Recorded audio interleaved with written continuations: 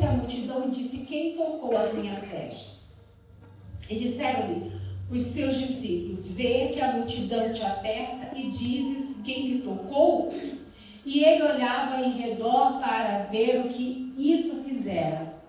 Então a mulher, que sabia o que lhe tinha acontecido, temendo e tremendo, aproximou-se e prostou-se diante dele e disse toda a verdade. E lhe disse: filha, a tua fé te salvou, vai em paz e ser curada deste teu mal. Então, estando ele ali, ele ainda falando, chegaram alguns dos principais da sinagoga, a quem disseram: a tua filha está morta, para quem incomodes mais o mestre? E Jesus, tendo ouvido essas palavras, disse ao principal da sinagoga: não temas, crê somente. E não permitiu que alguém o seguisse, a não ser Pedro, Tiago e João, irmão de Tiago. E tendo chegado à casa do principal da sinagoga, viu o alvoroço e os que choravam muito e pranteavam. E entrando disse-lhes: por que vos alvoroceis e chorais? A menina não está morta, mas dorme. E riam-se dele, porém ele, tendo-os feito sair, tomou consigo o pai e a mãe da menina e os que com ele estavam, e entrou onde a menina estava deitada. E tomando a mão da menina, disse: Talitá, cumi, que traduzido é: menina, a ti te digo, levanta-te. E logo a menina se levantou e andava, pois já tinha 12 anos. E assombraram-se com grande espanto. E mandou-lhe que expressamente que ninguém soubesse, e disse que lhe dessem de comer. Amém? Amém. Eu sei que vocês não gostam, mas se eu não fizer isso, eu não sou pregador. Vire para o irmão que é o seu amigo. Diga assim para ele: entenda o meu processo. Entenda o meu processo. Pode sentar, dando glória a Deus.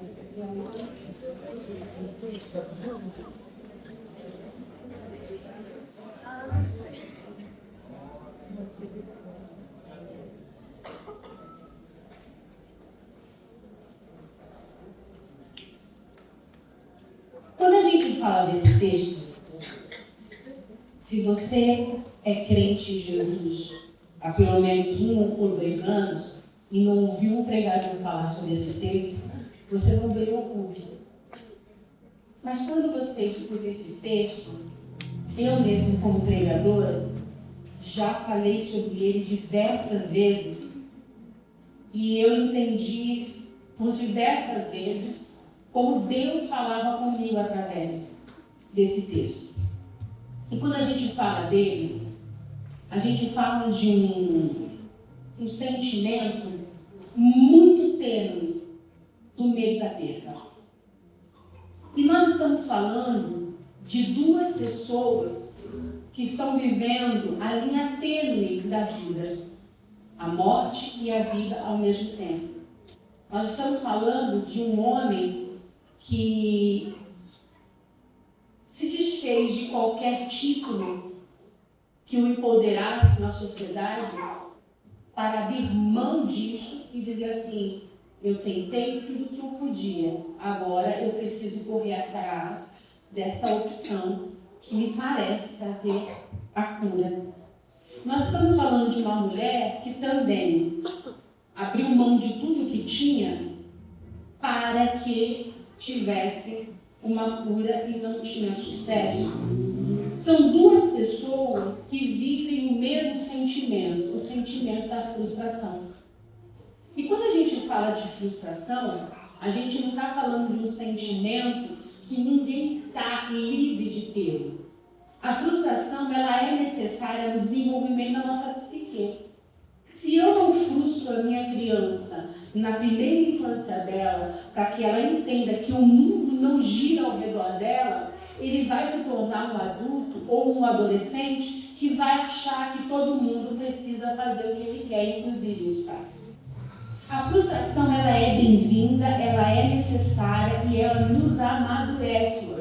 Porque uma vez que eu me frustro, eu me reconheço com a necessidade de me reinventar, de entender, se não deu aqui, eu preciso vir por aqui. E Deus, em muitas das vezes, nos trata através das nossas frustrações. Deus, em muitas vezes, nos permite ser frustrado com aquilo que Ele não quer nos dar. Deus, muitas das vezes, Ele permite que nós vivemos grandes decepções e não é porque Ele é malvado, é porque Deus precisa que o nosso coração seja arrancado de certas coisas para não voltar com saudade. E Cristo aqui nesse momento, Ele está diante de uma multidão e um pai em necessidade, um pai desesperado. E quem aqui tem filhos, sabe o que eu estou dizendo quando você tem um filho em desespero. Você tem uma necessidade que precisa ser alcançada na quem você muito ama. E Jairo, nesse momento, a coisa mais importante que ele tinha, além da sua família, era o seu próprio título e o seu próprio ego. E disso ele não fez questão de abrir. E disse, olha, se é para que ela viva, eu procuro Jesus. E o que liga essa moça a essa mulher é o que aquela menina tinha de vida, aquela mulher tinha de sofrimento. Ambas estavam em situações de dependência. Aquela menina tinha quem pudesse por ela clamar. Mas aquela mulher não tinha com quem contar. Ela precisava ter cara, coragem, força, enfrentar a gente, enfrentar o próprio ego, enfrentar a própria dor, para poder dizer assim, eu tentei. E nesse momento, Jesus ele recebe Jairo com o seu desespero, com a sua angústia, e ele é apresentado a Jesus. Olha, eu preciso que o Senhor vá até a minha casa e resolva um problema que ninguém consegue resolver. E nós tratamos aqui, numa aplicação, Deus como a última palavra de um problema que a gente já tentou diversas vezes, diversas formas. E uma das coisas que o Espírito Santo de Deus nos orienta a entender neste tempo é que Deus não é o plano B em momento algum. Que Deus ele não é a última cartada. Que Deus não é a minha última opção. E o que o Espírito Santo, aqui como na igreja, tem nos apresentado é que coloque o meu nome em tudo. Realize tudo em meu nome. Faça tudo para a minha glória. Faça tudo em todo tempo para que eu seja glorificado. E aonde eu apresento Jesus em primeira instância, eu consigo a vitória que eu preciso que Ele faça. E é uma das coisas que essa maturidade cristã só vai acontecer a partir do momento que eu passo por alguns terrenos. Existem provas que Deus nos permite passar, não é porque Deus é um Deus malvadão. Deus nos permite passar por processos para que nós aprendamos a lidar com o poder dele em todas as coisas. E uma das coisas que Deus tem me ensinado nessa vida é que em cada processo que o Senhor nos permite viver, nos permite passar, Ele está nos formando para um novo ministério. Evelyn, o que Deus está querendo falar com isso? Deus não nos dá uma prova para a gente guardar como uma história bonita para contar. Deus nos dá uma vitória para que nós possamos criar um ministério com autoridade naquilo que Ele nos fez viver. A nossa irmã contou a história de uma perda que Deus permitiu tirar. Nesse quesito, ela tem autoridade para dizer assim, aquele que abre a ferida, também a ligará. Quando alguém aparecer neste momento com uma situação dessa, ela vai ter autoridade. Deus levanta igrejas para cuidar. Eu estou perdido. Amém. Procuro uma igreja, mas quem me garante? Eu vivi. Quando Deus nos dá um ministério, é naquilo que nós temos uma autoridade espiritual para dizer: Deus faz. Deus não nos faz passar por processo para ter historinha. Deus nos faz passar por processo para termos testemunhos de autoridade espiritual. Jairo começa a conversar com Jesus e sai com o coração quentinho. É quando Deus faz uma promessa no domingo e fala: eis que eu vou te fazer coisas novas, vou eu trabalhar assim, assim, assado, e na segunda-feira tudo que Deus falou parece que acontece pelo contrário. E a gente tem uma sensação de que em algum momento Deus brincou com o nosso sentimento. Ou é a sua irmã Evelyn que em alguns momentos já ficou muito brava com Deus. Não entendeu como Deus estava fazendo e por algum momento questionou como ele deveria fazer.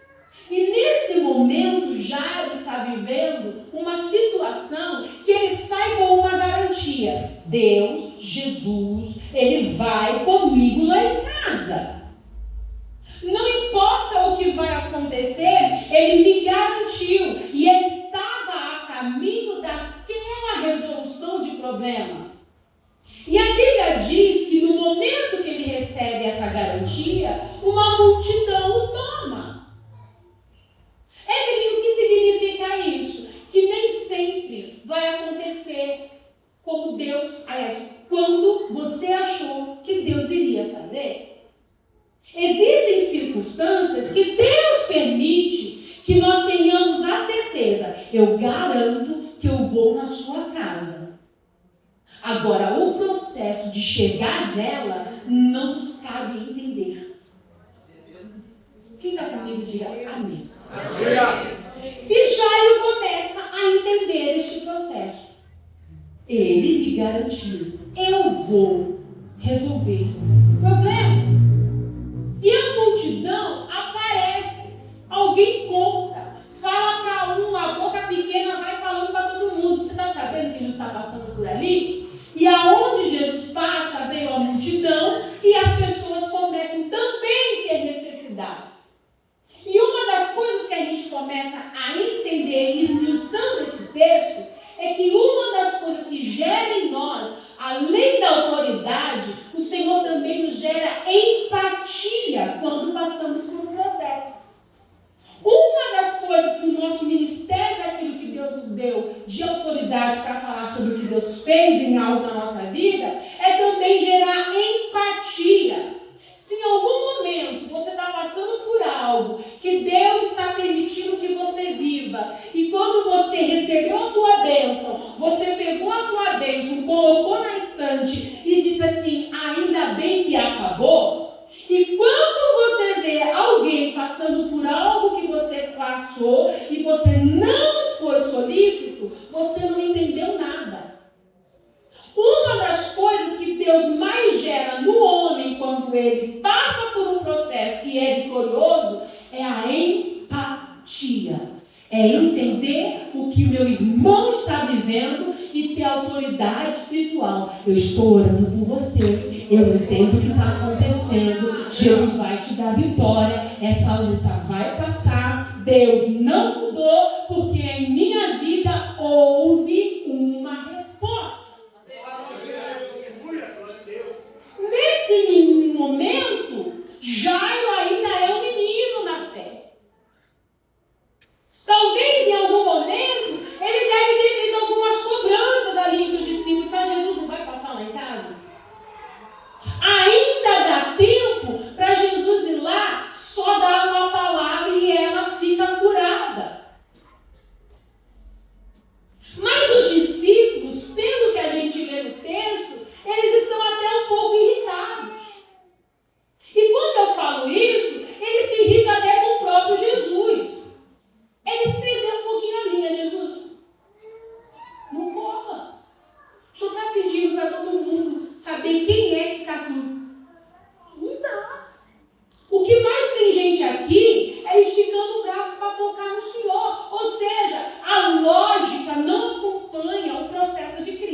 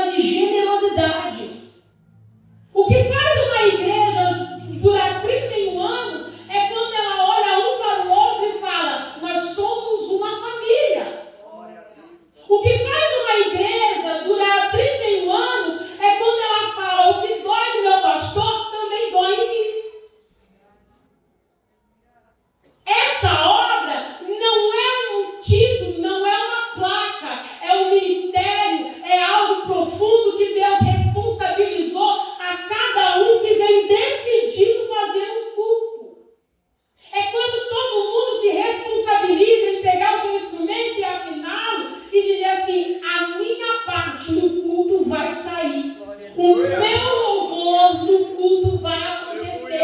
A minha adoração, ela vai subir. E quando todo mundo entra no mesmo propósito, Deus faz um culto gostoso que nem esse.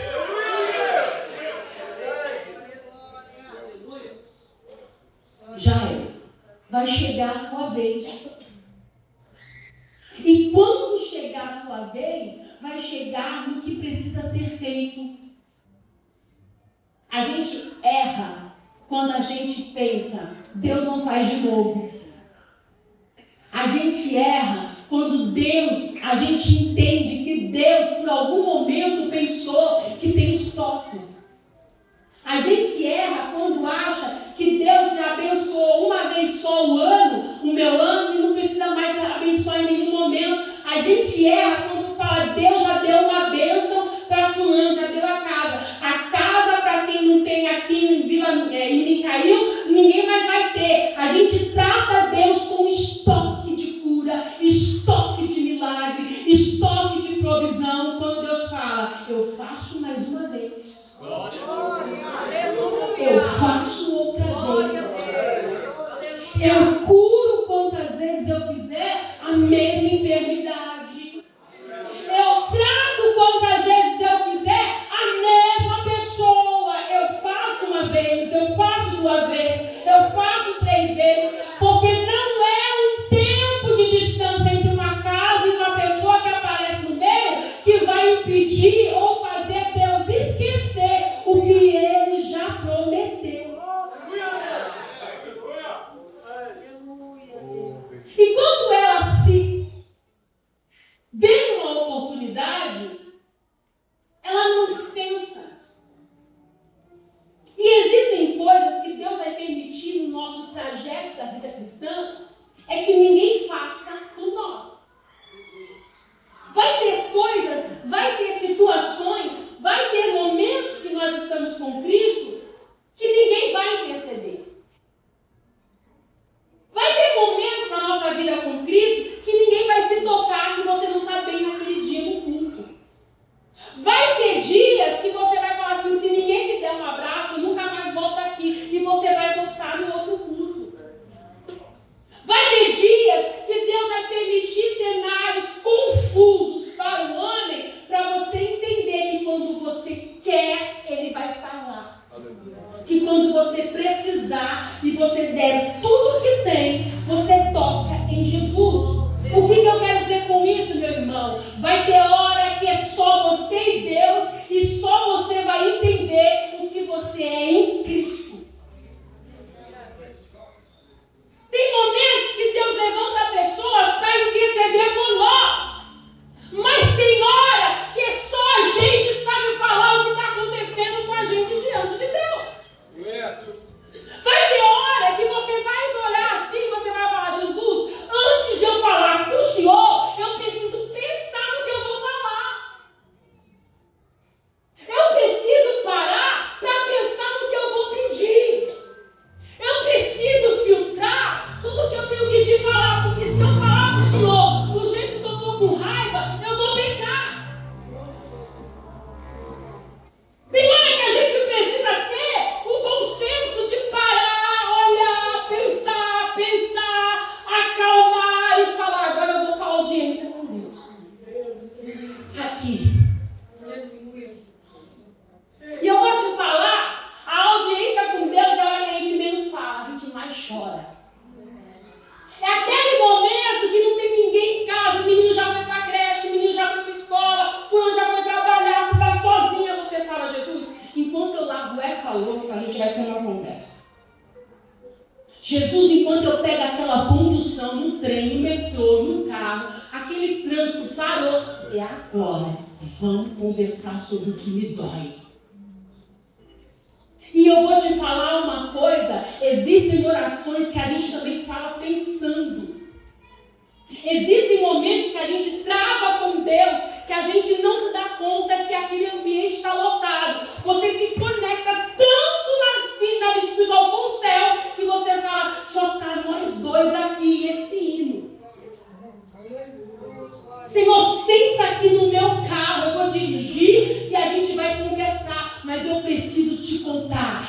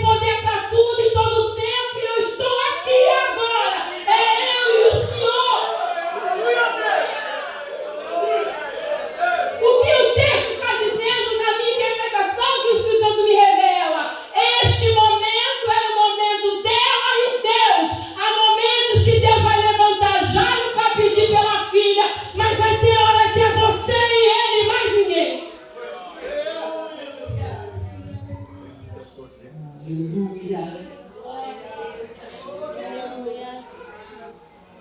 E a necessidade, ela vem da simplicidade. Eu vou te falar uma coisa. Ela pensa, se eu simplesmente tocar, eu vou ser curada. Tem hora que é no nosso simples que Deus trata. Sabe por quê? Porque você está tão quebrado, você está tão entregue, que é um hino que faz você chorar. Mas quando a gente está muito cheio da gente, está pingando dinheiro na conta, a saúde está ótima, você vem para o culto e você fala, quem é que vai me encantar hoje? Cadê o pregador grandão que o pastor chamou, que vai fazer eu chorar? Eu quero que alguém me faça chorar, vamos ver se alguém é mais forte. Mas quando a gente está na luta, quando o processo vai lá e dá uma esmagada, meu irmão, você promete para o pastor, pastor, faz o trabalho de oração de segunda a segunda que eu abro e fecho a igreja. A luta nos deixa simples. A luta faz a gente baixar a nossa crise. A luta faz a gente olhar aquela irmãzinha do coque e no Pai da glória a Deus, você fala assim, ai Jesus. Eu vou falar para ela, vou dar meu nome, mas quando você for orar, você se apresenta. Até quando na universal, quando fica aqueles caderninhos, a gente põe nome. Porque a luta nos deixa mais humilde.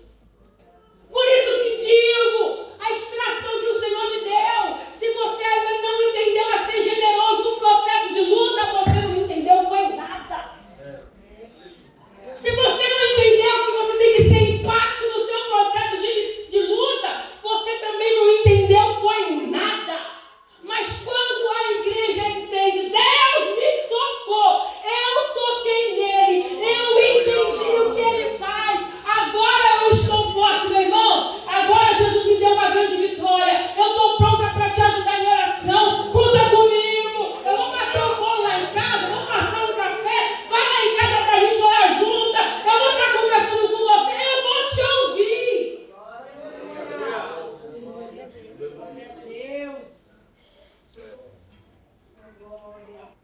Já ele entende, só no final, que existem coisas que Deus vai precisar quebrar.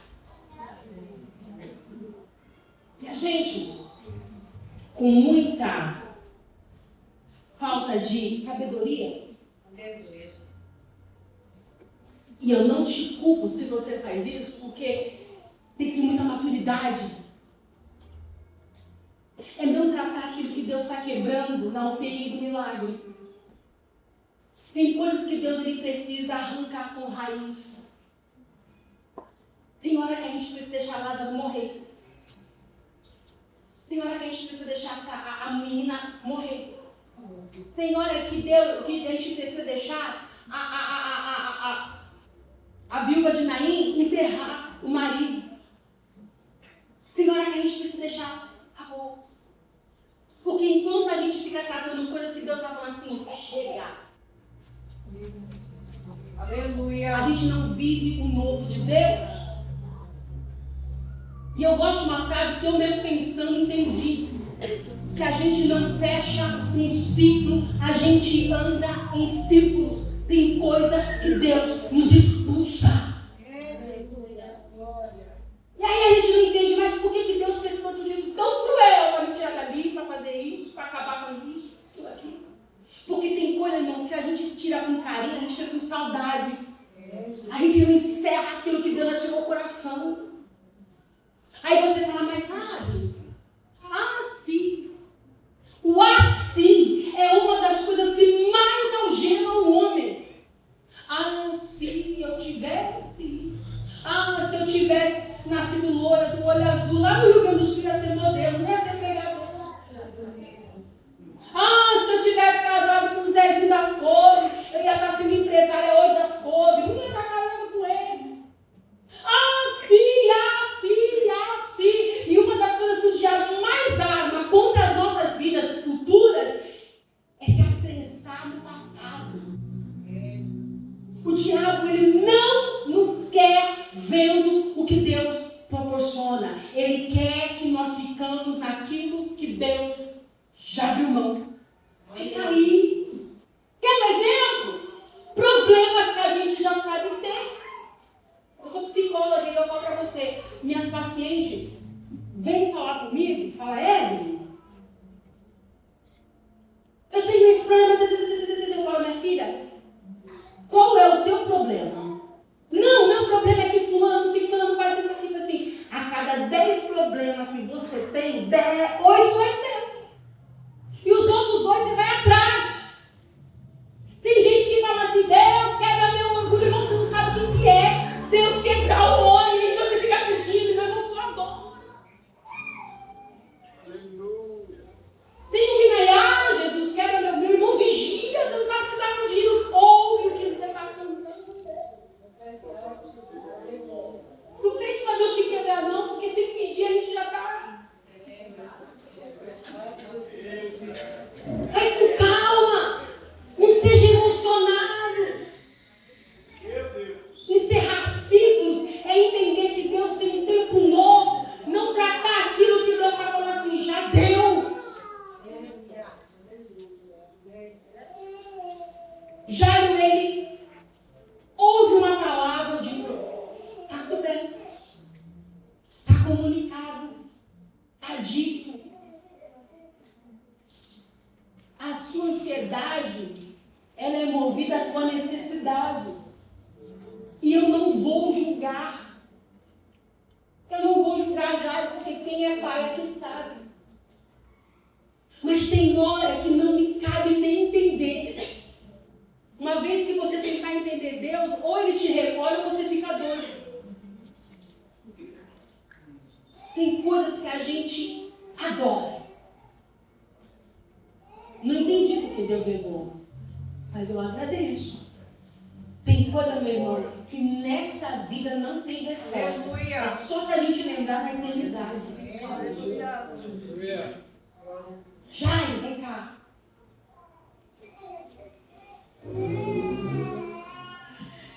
Tem uma multidão tomando aqui o meu tempo. Tem uma multidão tirando aqui o foco. Jesus precisa curar aquela mulher. E dentro desse processo, existe um testemunho novo que se conta. E eu vou te falar uma coisa que a gente aprende com Deus. É que a nossa bênção também passa por processo. Às vezes a gente acha, está difícil receber a minha bênção, você não sabe que a tua bênção está passando para chegar até você. A nossa vitória em Cristo, aquilo que Deus tem para nós, também precisa vir abençoando. O que o Espírito Santo de Deus fala claramente na minha mente, no meu coração, para vocês entenderem, é que não existe egoísmo na vida cristã. A bênção que Deus me dá, ela precisa também ser abençoadora. A bênção de Deus, em momento algum, limita-se a ser egoísta. Se eu faço um congresso, se eu faço um projeto, esse projeto tem que alcançar almas, não é só para colocar uma voz dividida. Se eu oferto a Deus algo que é meu, que era para ser guardado, talvez egoicamente eu não queria dividir, isso precisa multiplicar para mais alguém. Jairo começa a entender que Jesus é para todos. Eu vou te falar uma coisa, Alecrim Dourado. Você precisa entender que Jesus ama a todos. Você precisa entender que Deus também prova a todos. Do mesmo jeito que a gente olha para fulano e fala, Deus só abençoa ele, a gente também fala, Deus só trata comigo. Deus só machuca ele. Parece que Deus olha para o céu e fala assim, ei, eu vou machucar de novo você, toma prova, meu irmão. Se você parar para conversar com alguém que está provado, você fala, meu irmão, eu estou na bênção. Para de ser egoísta.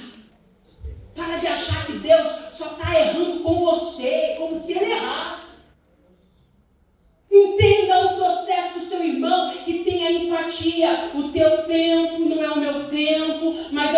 aqui para servir, para ser uma bênção, para ter empatia, para te entender. Eu também estou na luta, e você também está na luta, então nós vamos orar junto. Eu estou na vitória, você também está na vitória, então o culto de ação de graça vai ser junto, porque isso é ser igreja. Quando Jesus ele cura a mulher com fluxo de sangue, o texto vai caminhando para o final. E ele vai na casa de Jairo. Mas há uma seletividade. Existem coisas que Deus ele não vai revelar para o mundo todo. E nem sempre uma bênção a gente coloca na internet. Existem vitórias que Deus dá. É sua. Canta para mim no teu quarto. Me adora em silêncio. Tem coisa que Deus fala, conta para todo mundo. E é isso que é ser crente em Jesus, é entender o que Deus precisa que eu faça.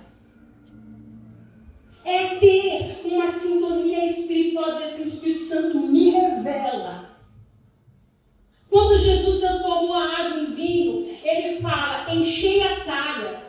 Meu irmão, é mais profundo do que você imagina. Quando você vai a Israel, você imagina que a talha é um vaso desse que você coloca aqui em cima. Não, a talha tem o meu tamanho.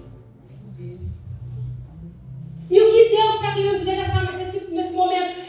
Que as pessoas que colocaram água na talha, elas tinham a opção de não colocar.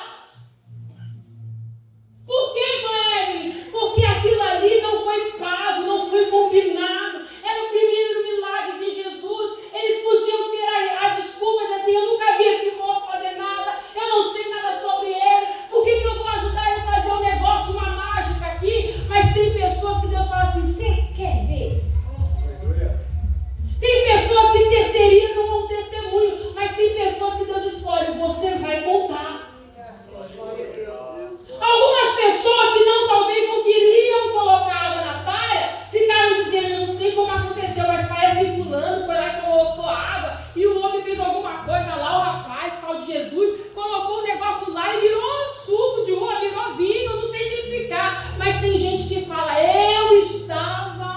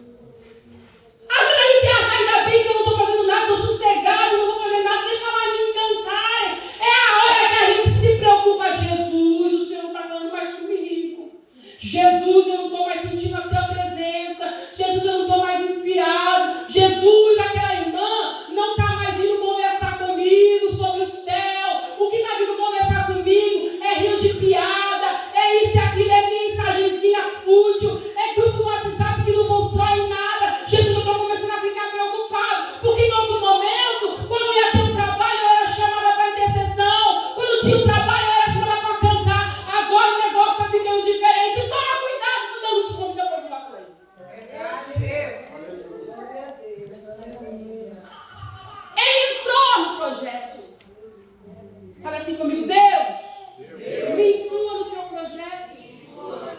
Quem anda com Jesus vê coisa acontecer. Muita gente critica Tomé porque ele tocou, mas quando todo mundo devia estar confuso, ele fala assim: não, eu sei que vocês viram, mas eu toquei. Tem hora que a gente quer: Jesus, me dá um sinal. Eu quero saber se o Senhor está comigo. E se o Senhor não estiver, me diz como eu me conserto. A Bíblia diz